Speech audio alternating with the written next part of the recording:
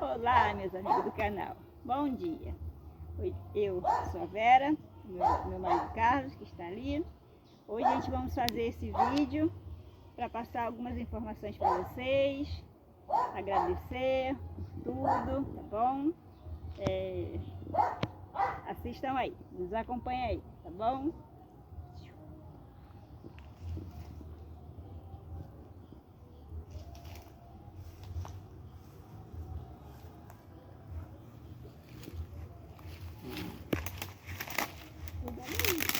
Cuidado. Olha lá, pessoal. Olha eu aqui de novo. Cansado. Meio triste ainda. E hoje estamos aqui fazendo esse pequeno vídeo para vocês. Ao você assistir esse vídeo, se inscreve aí. Dê seu like. Compartilhe. Ative o sininho. Para que todo sábado tenha conteúdo para vocês curtir. Eu, Carlos. E eu, Vera. Nós dois juntos transformamos o casal Fruto da Terra. Hoje é algo que a minha neta vai querer saber de mim. E eu vou fazer o impossível para responder as perguntas que ela tem para mim. Pode começar? Então vamos lá. Primeira pergunta. Qual estado que o senhor nasceu? Onde o senhor nasceu? Filho, eu nasci na Bahia, estado da Bahia. Interior da Bahia.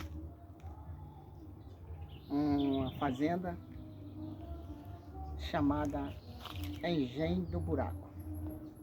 Lá que eu nasci. E o senhor morava com quem? Meus pais. E na época tinha 3 irmãos já. Quando eu nasci, minha mãe já tinha três filhos. E ao todo o senhor teve quantos irmãos então? 21 irmãos. 21. Tive 21 irmãos e sobreviveu 9. Ah, sim, entendi. É realmente difícil naquela época, né? Muita dificuldade. É porque naquela época, justamente por morar em fazenda, ia dormir cedo e todo ano era um filho. Não tinha televisão, né? Como fala. Todo ano era um filho, todo ano era um filho. O passatempo era isso. Mas como é que era a vida lá? Você chegou a passar fome? O tipo de alimento que vocês comiam? Como é que era? Quando chega nessa palavra de passar fome, os meus olhos enchem d'água. Porque eu passei muita fome. Só eu não. Os 9 sobreviventes, que eram os filhos, né? E a gente passou fome, sim. Passamos fome tanto que minha mãe era uma bacia e minha mãe botava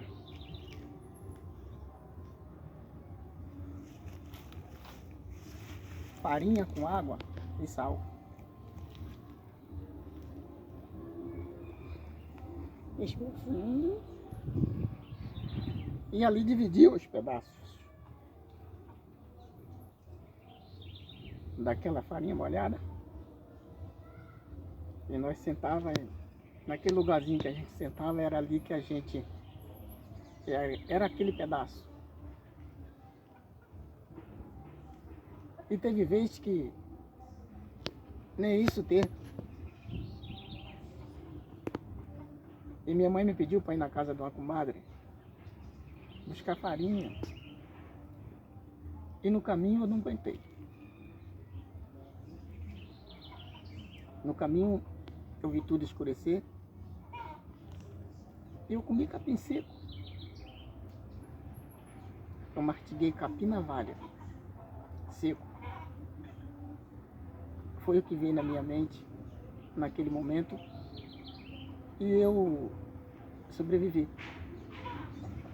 E chegar na casa daquela comadre e retornar para casa com um pouco de farinha para a gente comer.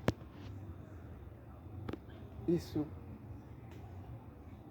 eu acho que foi uma das piores coisas que aconteceu na minha vida de infância. Falando um pouquinho da infância, né, do senhor, como é que foi? Por exemplo, o senhor e seus irmãos se davam bem? Como é que era o relacionamento? A gente sempre somos unidos até hoje. Mesmo depois de ter família, é verdade que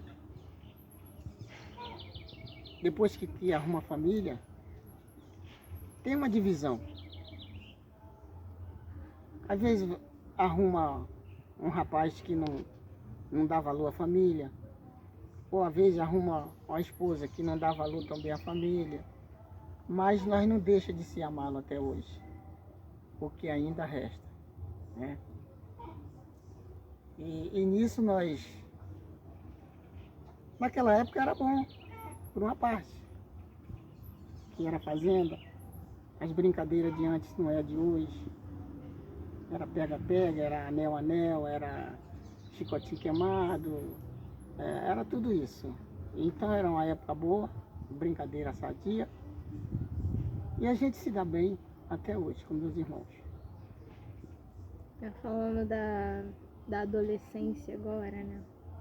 Tem uma pergunta aqui, ó. Essa daqui é muito boa. O senhor era um cara que namorava muito? Era muito namoradeiro? Eu fiquei sabendo de umas coisas do passado do senhor, que o senhor andava sempre arrumadinho, todo cheirosinho, fazendo graça, reservando mesa. Eu ouvi história. E o perfume também, hein? Ouvi, ó, sussurraram aqui no meu ouvido, um anjinho aqui, ó. Falou que passou perfume na boca. Namorador, eu não fui tanto namorador, porque eu sempre pensei nas consequências que esse namoro poderia fazer, né? De conhecer uma pessoa e engravidar e ficar filho por esse mundo velho perdido aí. Eu curti sim um pouco da vida quando eu vim para o Rio de Janeiro. Eu curti um pouco de baile, sim. Naquela época era baile do Catete. E por eu ser uma pessoa de não gostar de confusão, de não gostar de briga, de não gostar de se tumultuar, de se juntar com, às vezes até com pessoas erradas, eu alugava sim a mesa. Eu alugava a mesa, ligava para lá e alugava a mesa, que naquela época poderia fazer isso. E quando chegava a mesinha estava enfeitada e as mulheres apareciam de montão. Mas não era com qualquer uma que eu ficava. Você não precisa mentir não, que assim, a gente sabe que é negócio do passado, que a dona Vera entende que isso aí já aconteceu, já foi, né? Que eu agora é agora, você não precisa mentir. Não tô mentindo. Não tô mentindo e é verdade. É verdade sim. O que eu tô falando é verdade. Tinha mesmo, que aparecia muitas mesmo, porque via eu e mais dois amigos, era igual você me perguntou, arrumadinho, cheirosinho. Justamente, eu sempre gostei de andar arrumado. E a Sempre. história do perfume na boca aí? Como é que foi isso? O perfume na boca foi que uma vez eu conheci uma garota e como é que eu posso te falar? Eu tinha que me demonstrar uma pessoa mais, como é que se fala? Como é que eu posso te explicar sobre isso? E era a primeira vez que eu ia me encontrar com ela. E quando foi nesse dia, eu botei sim perfume na boca. Pra boca ficar perfumosa. Não é que eu tenho cheiro na boca não, pessoal. Não tenho cheiro na boca não. Era a ideia de a pessoa quando era jovem, né? E eu coloquei sim o perfume na boca. Não, dona Vera dando apoio aqui, que ela realmente ela compreende, bem compreensiva, muito bom. Mas o senhor sente saudade dessa época? Hoje, pela idade que eu me encontro hoje, eu tenho que agradecer a Deus por eu ter chegado nessa idade, por não participar de muitas coisas que o mundo oferece. Eu vi até onde que eu poderia ir. E por isso eu estou hoje. Não nego minha idade. 64 anos. De amor e de carinho para o próximo. E se lhe dessem uma viagem para o passado, tipo, sem volta, só voltar, e o senhor ia poder fazer muita coisa diferente, fazer outras escolhas, o senhor aceitaria? Eu não aceitaria, porque no passado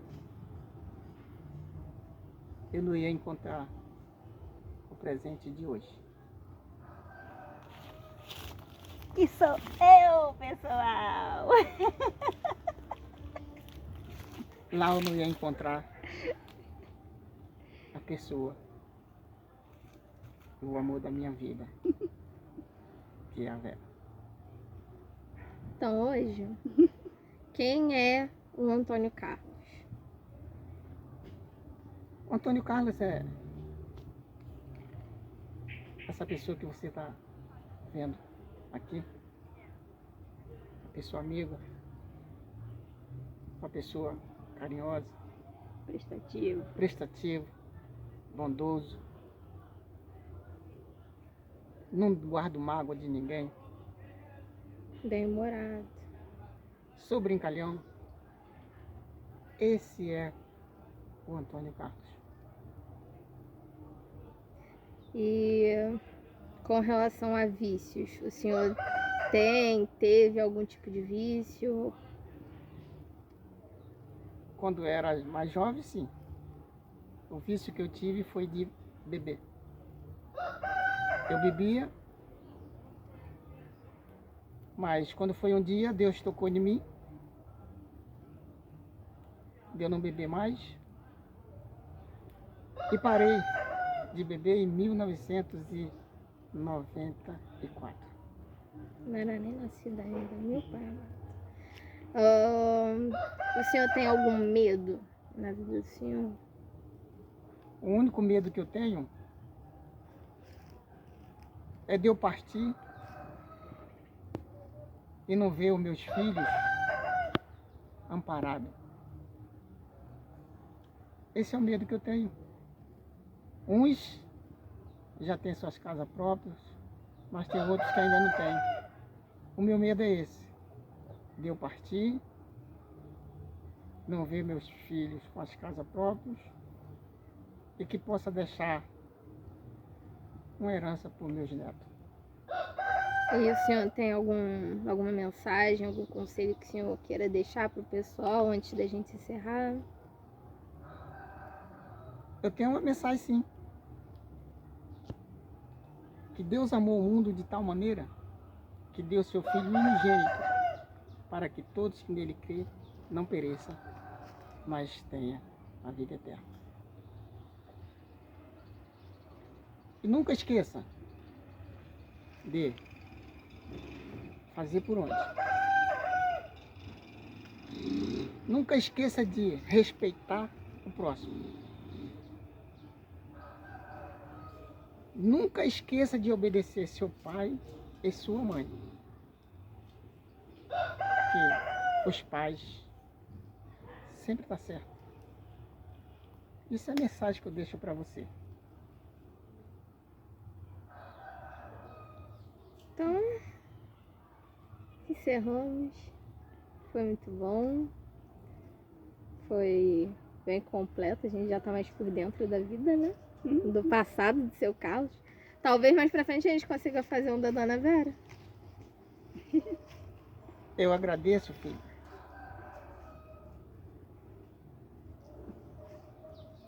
Por ter paciência comigo. Pessoal, esse vídeo ficou um pouquinho longo. Mas não é nada. Olha a cerola. Não é nada que você não possa compartilhar. Porque é coisa boa. Eu, Carlos, Eu, Vera. nós dois juntos transformamos um casal fruto da terra. Sinta abraçado por nós. E que Deus abençoe todos vocês. Um beijinho.